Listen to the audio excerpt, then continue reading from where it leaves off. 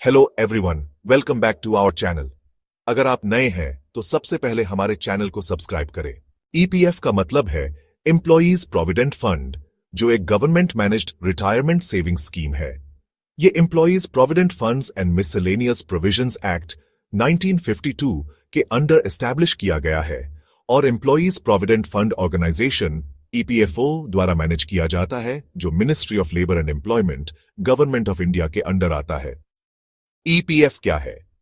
Employees provident fund EPF एक savings platform है जो एम्प्लॉयज को रिटायरमेंट के बाद या फाइनेंशियल जरूरत के टाइम फाइनेंशियल सिक्योरिटी और स्टेबिलिटी प्रोवाइड करता है। इसका एम है एम्प्लॉयज को अपने सैलरी का एक हिस्सा सेव करने के लिए एनकरेज करना, जिसमें एम्प्लॉयर भी मैच करते हुए कंट्रीब्यूशन करता है। ईपीएफ के की features 1. Savings with interest. Employer और एम्प्लॉई दोनों एम्प्लॉई की basic salary plus dearness allowance का 12% ईपीएफ अकाउंट में कंट्रीब्यूट करते हैं। 2. Tax benefits.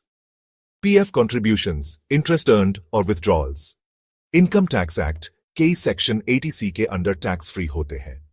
3. पार्शियल विथड्रॉल्स। एम्प्लॉयज कुछ स्पेसिफिक पर्पसेस के लिए फंड विथड्रॉ कर सकते हैं, जैसे एजुकेशन, मैरिज, मेडिकल इमरजेंसी या home purchase. 4. Universal account number UAN एक यूनिक और पोर्टेबल अकाउंट नंबर जो जॉब चेंजेस के बावजूद ईपीएफ अकाउंट्स मैनेज करना सिंप्लीफाई करता है। ईपीएफ का ऑब्जेक्टिव एम्प्लॉयज के लिए एक सिस्टमैटिक सेविंग्स मैकेनिज्म प्रोवाइड करना, रिटायरमेंट के बाद फाइनेंशियल स्टेबिलिटी इंश्योर करना, अनएम्प्लॉयमेंट या इमरजेंसीज के टाइम एक सेफ्टी नेट ऑफर करना। ईपीएफ के बेनिफिट्स 1. Retirement corpus. एम्प्लॉयज अपनी रिटायरमेंट तक एक सब्सटैंशियल फंड बिल्ड कर सकते हैं। 2. Insurance cover. Employees deposit linked insurance EDLI scheme के थ्रू ईपीएफ मेंबर्स को बिना किसी एडिशनल कंट्रीब्यूशन के लाइफ इंश्योरेंस कवरेज मिलता है। 3. Pension provision. कंट्रीब्यूशंस का एक हिस्सा एम्प्लॉयज पेंशन स्कीम ईपीएस में जाता है, जो रिटायरमेंट के बाद मंथली पेंशन प्रोवाइड करता है। 4. लोन और इमरजेंसी विथड्रॉल्स। एलिजिबिलिटी और एप्लीकेबिलिटी। 1. एलिजिबिलिटी मैंडेटरी उन एम्प्लॉयज के लिए जिनकी बेसिक सैलरी ₹15,000 पर मंथ तक है। 2. एप्लीकेबिलिटी वो एस्टैब्लिशमेंट्स जिनमें 20 या उससे ज्यादा एम्प्लॉयज हैं और जो इंडस्ट्रीज ईपीएफ एक्ट के अंडर स्पेसिफाइड हैं। EPF contribution structure 1. Employee contribution basic salary plus dearness allowance ka 12%. 2.